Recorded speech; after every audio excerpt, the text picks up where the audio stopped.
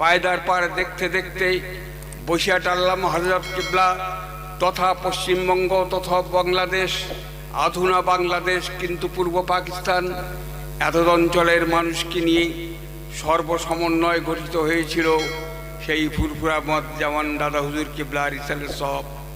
দেখতে দেখতে বয়োবৃদ্ধ সেই ইসালে সব আমরা তার থেকে যা পেলাম, সমগ্র বাংলা আসামের বাঙালি মুসলমান আমরা আজ সেই ইসালে সবকে স্মরণ করে, দাদা হুজুর মুজাদ্দিদামানকে স্মরণ করে, হুজুর পীর কিবলাদেরকে স্মরণ করে আজ আমরা মেনে নিয়েছি আমাদের এই অঞ্চলের শরিয়াতের জমিন হচ্ছে ফুরফুরা শরীফ, আর সেই জমিনকে যদি রক্ষা করতে হয় সেই দলিল হচ্ছে বসিরহাট। সুবহানাল্লাহ। কারণ কোনো বিষয়ে কোনো কারণ অবস্থায় যদি কোথায় বাহাস মুহাসের দরকার হতো, ফুরফুরা যেমন দাদা হুজুর কিবলা, বসিরহাট আল্লামা হযরত কিবলা আর তখনকার দিনে সমগ্র উলামায়ে হযরতগণ, পীর অলি দরবেশ গৌস কুতুব যারা ছিলেন তাদের সমন্বয়ে একমত হয়ে সমগ্র বাংলা আসাম পরিভ্রমণ করে মনের কথাকে উজাড় করে দিয়ে সেই সভা ডেকে আহুত সভায় বিতর্কিত অবস্থা সৃষ্টি হয়ে আজ আল্লাহ পাকের তরফ থেকে ফুরফুরা যেমন দাদা হুজুর কিবলা তার সাময়িক বসিরহাট আল্লামা হযরত কিবলাকে আল্লাহ পাক জয় করে দিয়েছিলেন। বলুন সুবহানাল্লাহ। ভাইজান, কথার কথা বলছিলাম সেই ঐতিহাসিক সব। এটা ইতিহাস কিভাবে হলো? ইতিহাস লেখা থাকে, ইতিহাস মনে থাকে, ইতিহাস গল্প কথায় থাকে, ইতিহাস ঘটনা চক্রে থাকে, ইতিহাস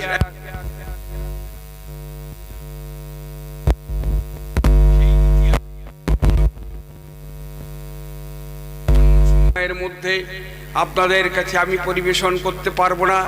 কথার কথা অনেক। জীবন বৃক্ষে আজ সেই পূর্ণ যৌবন অবস্থায় আমি এই সালের সবের স্বাদ পেয়েছিলাম। সমগ্র এই বাংলার মানুষকে নিয়ে আমার আব্বা হুজুর পীর কিবলা আর তার সাথে সাথ দিয়েছিলেন ফুরফুরার সেই স্বনামধন্য আমাদের মেজলা হুজুর পীর কিবলা।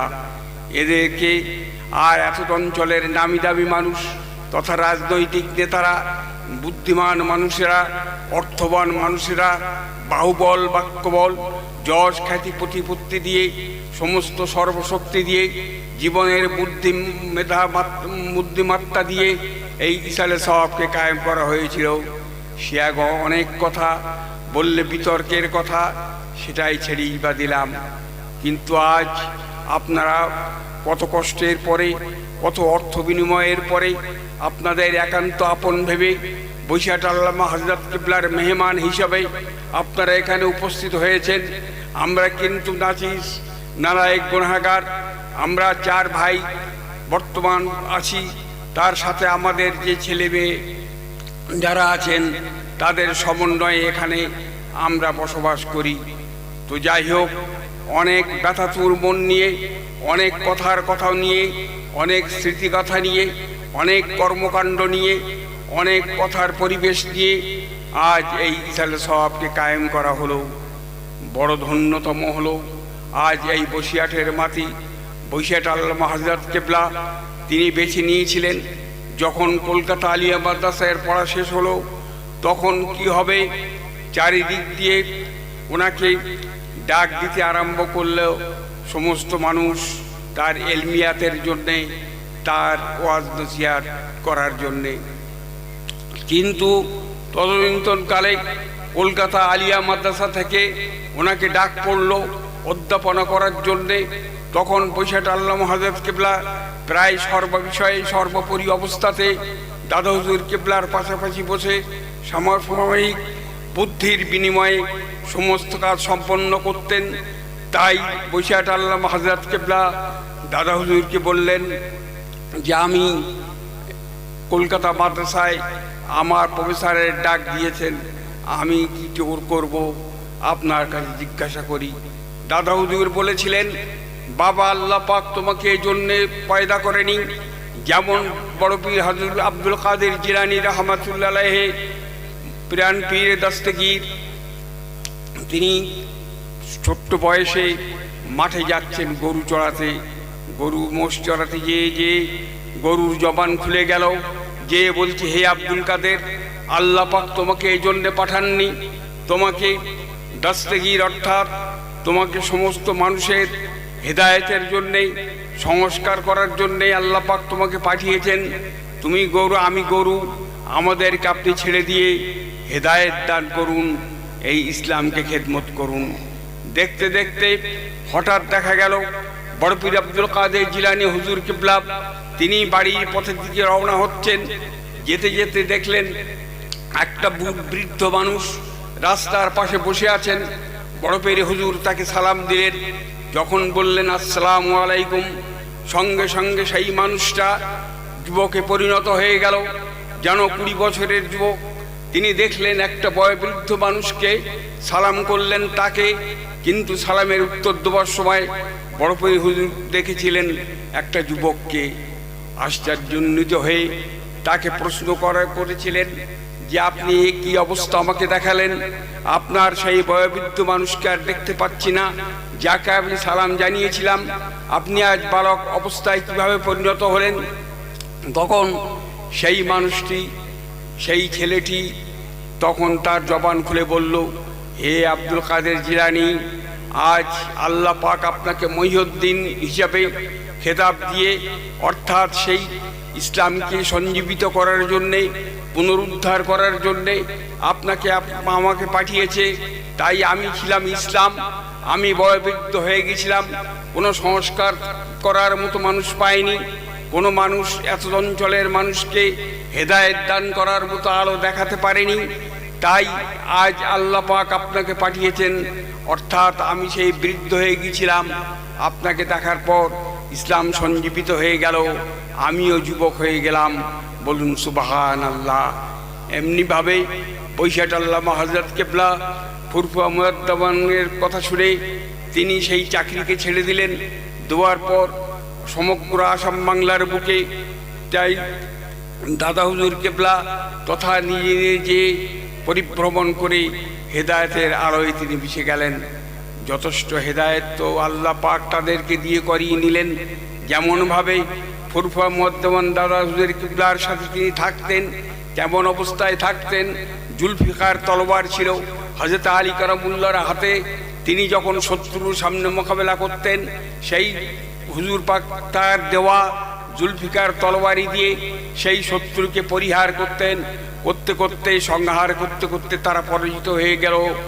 তেমনিভাবে দাদা হুজুর কেবলা কোথাও বাহাস হয়ে যে বসে আল্লামা হুজুরকে সেই জুলফিকার তলোয়ার মতো ব্যবহার করতেন। সেই সামনে সমগ্র সম্মুখে সমরে উপস্থিত হয়ে তাদের যুক্তিযাক্তাকে কোরআনে হাদিসের আলোকে দাদা হুজুরের দোয়া নিয়ে তিনি খণ্ডন করে দিতেন। সেই শত্রুবলকে আজ জুলফিকার তলোয়ারের মতো দাদা হুজুর ব্যবহার করতেন সেই আল্লামা রুহুল আমিন হুজুর কিবলা। বলুন সুবহানাল্লাহ। তিনি সমগ্র আসাম বাংলায় এমনভাবে পরিভ্রমণ করেছেন, কিন্তু অত্যন্ত লাজুকভাবে, বিনম্রভাবে। কেমনভাবে দেখুন, তার বইগুলো যদি দেখা যায় কত সুন্দর তথ্য পাওয়া যায়। যে তথ্যের গুণাগুণ হিসেবে যদি আমি বলি, মানবতার ছক দেখুন, সমস্ত বই তিনি লিখছেন, আল্লাহ পাক তাকে দিয়ে লিখিয়ে নিচ্ছেন। কিন্তু বিরোধীদের বিরুদ্ধে যখন কোনো উত্তর তিনি লিখছেন, সমগ্র উত্তর দিয়ে তিনি বইটা লিখলেন। উপরে কি লিখলেন? আমাদের উত্তর। উনি কখনো লেখেননি যে আমার উত্তর, কারণ তিনি কত উদার মনের মানুষ ছিলেন। সমগ্র বাংলা সাহেবের আলেমদেরকে তিনি সম্মান জানিয়ে তাদেরকে একত্রকরণ নিয়ে নিজের করে নিয়ে তার উত্তরের আগে লিখতেন আমাদের উত্তর, কিন্তু তিনি কখনো লিখেননি যে আমার উত্তর। এমন সদাচর মানুষ খুব কমই পাওয়া যায়। যেমনিভাবে দেখুন, আল্লামা হযরত কেবলা তিনি কার সাথে কোনো এমনকি কোনো কটুবক্ত কখনো ব্যবহার করেননি। যদি কোনো শক্ত কথা তিনি বলতেন, একটাই শব্দ ছিল, সেটা হচ্ছে নাদান।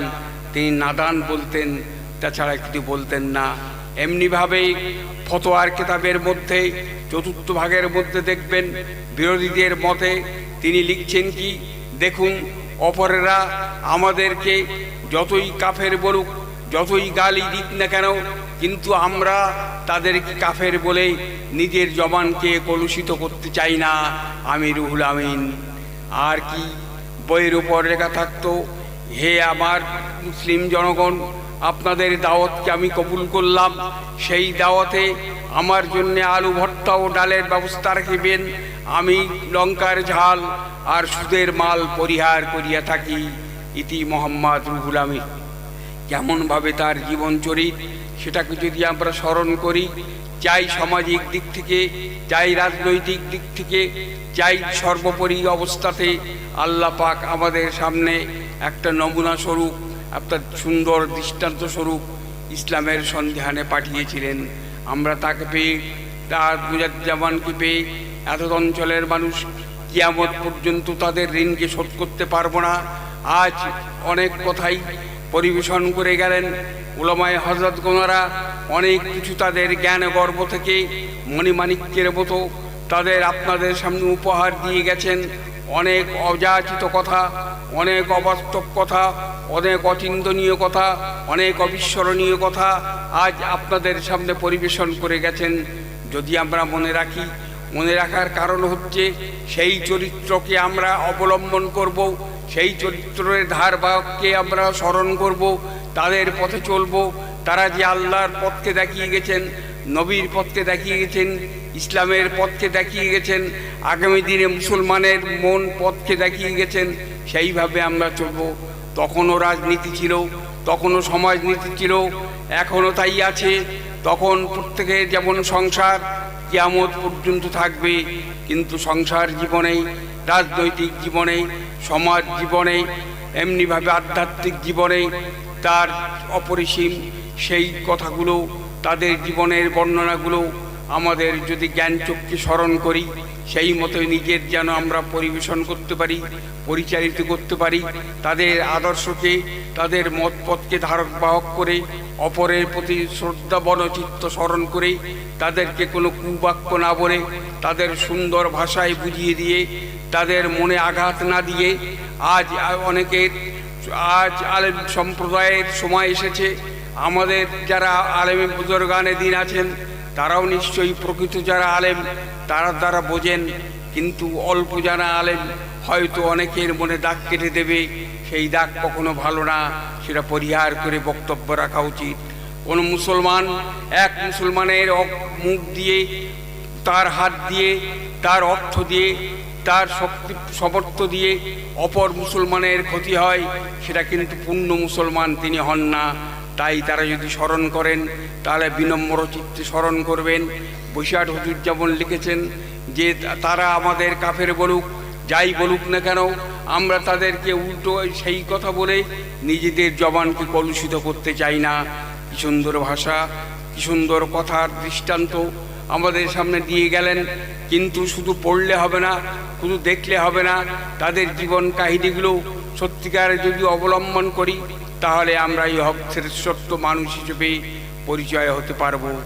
আজ সন্ধ্যা থেকে যা শুনলাম, যা দেখলাম, যা জানলাম, সমস্ত রাজনৈতিকবিদরা আসলেন, কত জ্ঞান অবৃদ্ধ মানুষ আসলেন, কত আলেম সমাজের মানুষ আসলেন, সবার মনোবাক্যে তার কামনার মধ্যে একটাই কথা, তারকে পীরকে ভালোবাসেন, পীরকে শ্রদ্ধা করেন, আল্লাহওয়ালা মানুষকে ভালোবাসেন, পরেজগার দিনদেরকে ভালোবাসেন।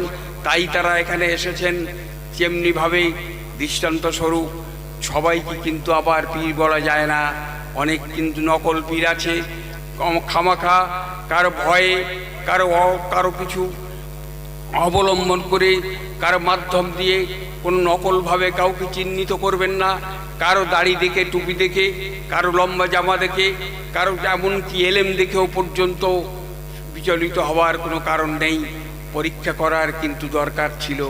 মনে মনে পরীক্ষা, কেমন পরীক্ষা করবে? আল্লাহর কালাম দিয়ে, নবী পাকের হাদিস দিয়ে, ইজমা কিয়াস দিয়ে আজ আমরা তাদেরকে পরীক্ষা করব। আমি কিন্তু বললাম আমি চোর নই, কিন্তু আমি নিজেই বলতে পারি আমি চোর না, কিন্তু আমাকে পরীক্ষা করা হয়নি।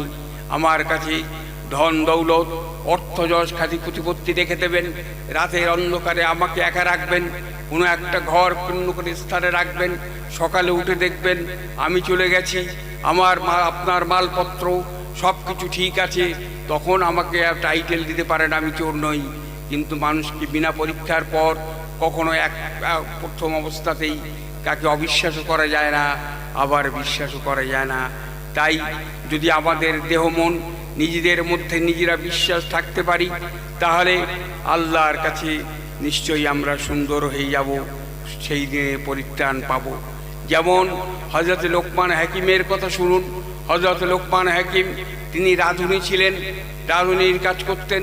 এমন সময় এক রাজ দরবারে সেই রাজার রান্না করে তিনি দিতেন, এত সুন্দর রান্না দিতেন, খেয়ে মনোমুগ্ধ হয়ে যেত। প্রথমে একদিন দেখা গেল একটা কলিয়া রান্না করে সেইটার রাজার কাছে দিয়েছেন, বাদশার কাছে দিয়েছেন, মনিবের কাছে দিয়েছেন। রাজা বাদশাহ মনিব যাই হোক তা কেন, তিনি খেয়ে খুব সন্তুষ্ট হলেন, তিনি মনে খুব আনন্দ পেলেন। পরের দিন আবার সেই লোকমান হাকিমকে ডাকা হলো, হে হাকিম, তুমি আমার জন্যে এত সুন্দর জিনিস দিয়েছিলে, আমি খেয়ে এত প্রশংসায় পঞ্চমুখ হয়েছিলাম, আমি তার স্বাদ ভুলতে পারছি না, আগামীকাল তুমি আমাকে সেইভাবে পরিবেশন করে একটা দাও। তাই এমনি সেই রাঁধুনি হিসাবে হযরত লোকমান হাকিম তিনি প্রথম যেদিন দিয়েছিলেন, দ্বিতীয় দিন আবার বললেন, দেখো হে লোকমান, আমি এত আসক্তি হয়ে গেছি, অত আসক্তি কিন্তু ভালো না, সেই গোশের উপরে আমার মন চলে গেছে, আমি ওটা চাই না। এইবার আগামীকাল এমন একটা গোশের টুকরা আমাকে রান্না করে দাও যেন আমি অতৃপ্তি হয়ে যাই, আমি যেন ঘৃণা না হয়, আমার যেন গালে তিতু লাগে, আমি যেন আর কোনোদিন অত আসক্তি না হতে পারি, আল্লাহর প্রতি আমি ভক্তি রাখি। তাই সেই লোকমান হাকিম তখন আবার সেই দিন সেই দিল আবার রান্না করে দিলেন। দেওয়ার পরে রাজা আবার সে খেলেন, খাওয়ার পরে দেখলেন সেই সুন্দর পরিবেশন করে তাকে দেওয়া হয়েছে, রাজা আবার সুন্দর তৃপ্তি পেলেন। দেওয়ার পরে লোকমান হাকিমকে ডাকলেন, ডাকার পরে দেখো লোকমান হাকিম, তুমি কি আমাকে আমার প্রতি পরীক্ষা করছো না আমাকে খেল তামাশা করছো? কারণ আমি চেয়েছিলাম আজকে এমন একটা কোষ আমাকে দাও আমার যেন কোষের প্রতি অনুভূতি না থাকে, কিন্তু তুমি আবার সেই দিল রান্না করে আজকেও আমাকে খাওয়ালে, আমি দেখলাম তুমি আমার প্রতি ঠাট্টা করছো, চলো তোমার সাজা হবে। কিন্তু লোকমান হাকিম বললেন যে হুজুর, আমার একটা কথা শুনুন, আমার সাজা আপনি দেবেন, কিন্তু আমি এইটাই বুঝলাম, আপনি যদি সত্যিকারের মানুষ হতে চান, আপনার সত্যিকারের যদি আল্লাহর কাছে রুজু হয়ে ভালো হতে চান, তাহলে প্রথম কথা হচ্ছে আপনাদের দিলটা ভালো রাখতে হবে। দিল যদি ভালো থাকে আল্লাহর কাছে ভালো থাকবেন, আবার আপনার দিলটা যদি খারাপ থাকে আল্লাহর কাছে কখনো ভালো হতে পারবেন না। তাই আমি দেখলাম দিল মানুষকে খারাপের পথে নিয়ে যায়, সেই কলিজা আবার মানুষকে ভালো পথে নিয়ে যায়। তাই আমি সেই ভেবে আবার সেই কলিজা রান্না করলাম। তাই আমি বুঝতে চেয়েছিলাম আপনার অন্তরকে আপনি ঠিক রাখুন, অন্তরকে ভালো রাখুন। তাই দিল পরিষ্কার যার, আল্লাহর কাছে আশা করি সে রুজু হয়ে যাবে। আর দিল যদি খারাপ থাকে সে মানুষটা ভালো হতে পারবে না। যাই হোক, এমনিভাবে আজকের দিন ক্ষণকালে অনেক ঐতিহাসিক এমনি অবস্থার সৃষ্টি হবে, আর ইতিহাস সৃষ্টি হবে। মুসলমান আজ সারা পৃথিবীর মধ্যে এমন দুদুল্যমান অবস্থায় আছি, তাই এপার হোক আর ওপার হোক, এখানে হোক ওখানে হোক, সমস্ত এমন কিছু আশা সব ছেড়ে দিয়ে আবার নিরাশাও হয় না। এমনিভাবে চলার তাই চলি, খাওয়ার তাই খাই, যাওয়ার তাই যাই। সমগ্র মুসলমানের জীবনে আজ সেই গাছের মাথায় আছে সাপ, মাঝখানে মাঠে আছে বাঘ, পানিতে লাফ দেবো সেখানে আছে কুমির, এমন অবস্থায় আছে। আর মুসলমান কি অবস্থায় আছে? যেমন কারো কাঠিকা হলো, কাঠিকা হলে বলা হলো তুমি বাদন দাও যেন বিষ উপরে না ওঠে। প্রথম বাদন দেওয়া হলো, দ্বিতীয় বাদন দেওয়া হলো, তৃতীয় বাদন দেওয়া হলো, তারপরে ডাক্তারের কাছে নিয়ে যাওয়া হয়। ডাক্তার দেখলো বিষ বেশি দূর উঠেনি, আমি একে চিকিৎসা করি। কিন্তু আজ পরম পরিতাপের বিষয় যে আজকে পরিতাপের বিষয় হচ্ছে কি, মুসলমানের মাথায় কাটিকা হয়েছে, মুসলমানের মাথায় বিষ উঠে গিয়েছে। আজ মুসলমানের বলার কিছু নেই। আজ আমরা এমনি হতভাগ্য অবস্থায় আছি। বলার কথা কি বলবো, এমনি সময়ের সবমিতে আপনাদের কাছে আমার দুটি কথা হয়তো বা বলার থাকলেও সময়ের সন্নিতে সারা জীবনের মতো আমি কিন্তু আমার এই ছোট্ট বয়সে এই মোনাজাতটা করছি। আল্লাহ পাকের রহমতে আজ 39টা বছর আমি পেলাম, এই মোনাজাত আমি করলাম। তার আগের 25টা বছর আমার আব্বাজান মোনাজাত করেছিলেন। তা যাই হোক, কিছুক্ষণের মধ্যে হয়তো নামাজের সময় চলে আসবে। 39টা বছর আমি মোনাজাতে সামিল হয়েছি আপনাদের মতো মানুষদেরকে নিয়ে। আজ এখন কিছু আমার বলার নেই, সময় শেষ হয়ে গেছে প্রায়। হয়তো বা কিছুর মধ্যে আদান হবে, নামাজ হবে। আপনারা জ্ঞানী মানুষ, আপনারা সেই পয়সগার দিনদার মানুষ, নামাজের দিকে লক্ষ্য রেখে সব কিছুই ছেড়ে দিতে হয়। আসুন আল্লাহর কাছে দুটি হাত তুলে ক্ষণেকের মধ্যে মোনাজাত করে সবার থেকে বিদায় নেই। আসুন, আমিন, আল্লাহু আমিন। রব্বানা যালামনা আনফুসানা ওয়া ইল্লাম তাগফির লানা ওয়া তারহামনা লানাকুনান্না মিনাল খাসিরিন। রব্বানা আতিনা ফিদ দুনিয়া হাসানাতাও ওয়া ফিল আখিরাতি হাসানাতাও ওয়া কিনা আযাবান্নার। রব্বানা আফরিগ আলাইনা সাবরান ওয়াসাব্বিত আকওয়ামানা ওয়ানসুরনা আলাল কওমিল কাফিরিন। রব্বানা লা তুযিগ কুলুবানা বা'দা ইয হাদাইতানা ওয়া হাব লানা মিন লাদুনকা রাহমা ইন্নাকা আনতাল ওয়াহ্হাব। ربنا إنك جامع الناس ليوم لا ريب فيه إن الله لا يخلف الميعاد. ربنا إننا آمنا فاغفر لنا ذنوبنا وقنا عذاب النار. ربنا ولا تحملنا ما لا طاقة لنا به واعف عنا واغفر لنا أنت مولانا فانصرنا على القوم الكافرين. يا الله رب العالمين পাক পরওয়ারদিগার আলম, 3 দিন 3 রাত্র ব্যাপী আমাদের টুটাফাটা জবান থেকে যা কিছু কিতাবে কালামুল্লাহ, হুজুর পাক সাল্লাল্লাহু হাদিস মুবারক, ইজমা সহিহ ইতিহাস থেকে বর্ণনা করা হলো। আল্লাহ পাক সব কিছু ভুল ত্রুটি মাফ করে আল্লাহ পাক কবুল করে নাও খোদা গো। ইয়া আল্লাহ পাক ফজলম, যদি কিছু সওয়াব দান করো মাহমুদ। সর্বপ্রথম তোমার হাবিব আমাদের নবী হুজুর পাক সাল্লাল্লাহু আলাইহি ওয়াসাল্লাম পাক দিয়ে সোনার মদিনায় পৌঁছে দাও খোদা গো। আল্লাহ পাক ফজলাম तमाम আম্বিয়া کرام, সাহাবা کرام, তাবিন তাবিন হুজুরদের পাক দিয়ে পৌঁছে দাও খোদা গো। আল্লাহ পাক ফজলাম तमाम আশরায়ে মুআশশারা হুজুরদের পাক দিয়ে পৌঁছে দাও খোদা গো। আল্লাহ পাক ফজলাম तमाम সালফ সালিহিনদের পাক আল্লাহ তুই পৌঁছে দাও খোদা গো। আল্লাহ পাক ফজলাম तमाम মুতাকাদ্দিম মুতাখিরিনদের পাক আল্লাহ তুই পৌঁছে দাও খোদা গো। আল্লাহ পাক ফজলাম तमाम मुहद्दिस किराम, मुफस्सिर किराम, सुफ़्फ़ा किराम, कुर्रा हुज़ुरদের পাক আল্লাহ তুই পৌঁছে দাও খোদা গো। আল্লাহ পাক ফজলাম মা হাওয়া বিগিতে আরম্ভ করে মা মরিয়ম, মাসিয়া, মা উম্মে কুলসুম, জয়নাব, রুকিয়া, বিশেষ করে খাতুনে জান্নাত ফাতেমাতুজ জোহরা রাদিয়াল্লাহু তাআলা আনহুমদের পাক পৌঁছে দাও খোদা গো। আল্লাহ পাক ফজলাম হযরত হাসান হুসাইন রাদিয়াল্লাহু তাআলা আনহুমার পাক পৌঁছে দাও খোদা গো।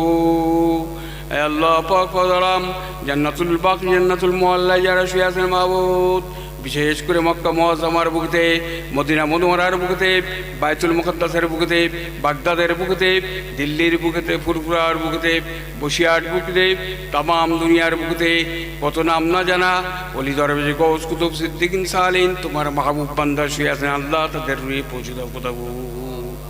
ইয়া আল্লাহ পাক ফজলাম এরপরেতে तमाम ইমামগণ যেতে আজম হুজুরের পাক রুহে পৌঁছে দাও খোদা গো। ইয়া আল্লাহ পাক ফজলাম ইমাম শাফি, ইমাম মালিক, ইমাম হাম্বল, ইমাম আহমদ, মোহাম্মদ तमाम ইমামগণের পাক রুহে পৌঁছে দাও খোদা গো। ইয়া আল্লাহ পাক ফজলাম तमाम नक्शबंदिया, तिजिया, मुजद्दिदिया, आलिया, मोहम्मदिया आरो যত তরিকা আছে, বিশেষ করে মেহবুবে সুবহানি, গৌসে সমদানি, কুতুবে রব্বানি, হযরতে মুহিউদ্দিন আব্দুল কাদের জিলানী রাহমাতুল্লাহ আলাইহি পৌঁছে দাও খোদা গো। আল্লাহ পাক ফজলাম খাজাগান আজমিরি রাহমাতুল্লাহ আলাইহি পৌঁছে দাও খোদা গো। আল্লাহ পাক ফজলাম হযরতে আল সানি রাহমাতুল্লাহ আলাইহি পাক পৌঁছে দাও গো। আল্লাহ পাক ফজলাম হযরতে আহমদ শিরান নকশবন্দ রাহমাতুল্লাহ আলাইহি পৌঁছে দাও খোদা গো। ইয়া আল্লাহ পাক ফজলাম পীর বাকি বিল্লাহ রাহমাতুল্লাহ আলাইহি পৌঁছে দাও খোদা গো। ইয়া আল্লাহ পাক ফজলাম পীর আব্দুর রহিম রহমাতুল্লাহ, ওলিউল্লাহ মুহাদ্দিস দেহলভী রহমাতুল্লাহ, সৈয়দ আহমদ বরেলী রহমাতুল্লাহ, সুফি দূর মোহাম্মদ রহমাতুল্লাহ, সুফি ফাতে আলী ওয়াইসি রহমাতুল্লাহ রে পূজিত খোদাগো।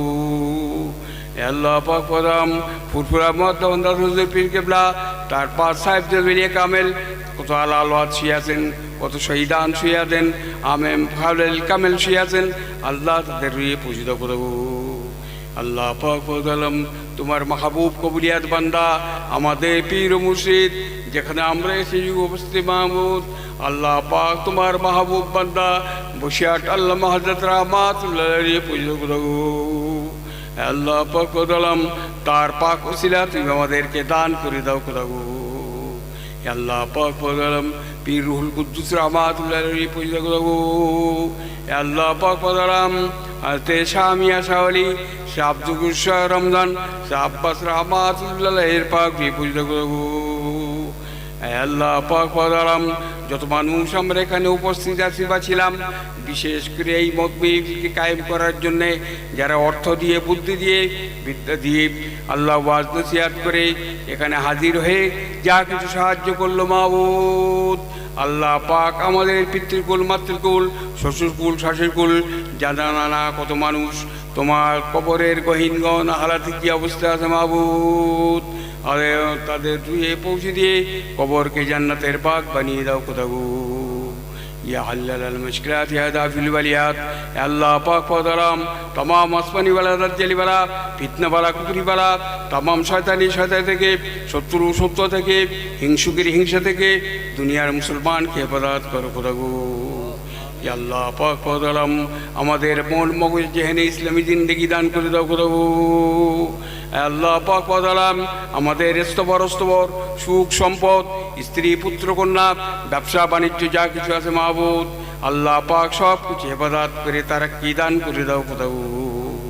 আল্লাহ পাক পদারাম একমাত্র কাল রোগ ছাড়া तमाम রোগ থেকে তুমি আল্লাহ শাফা দান করে দাও খোদাগো।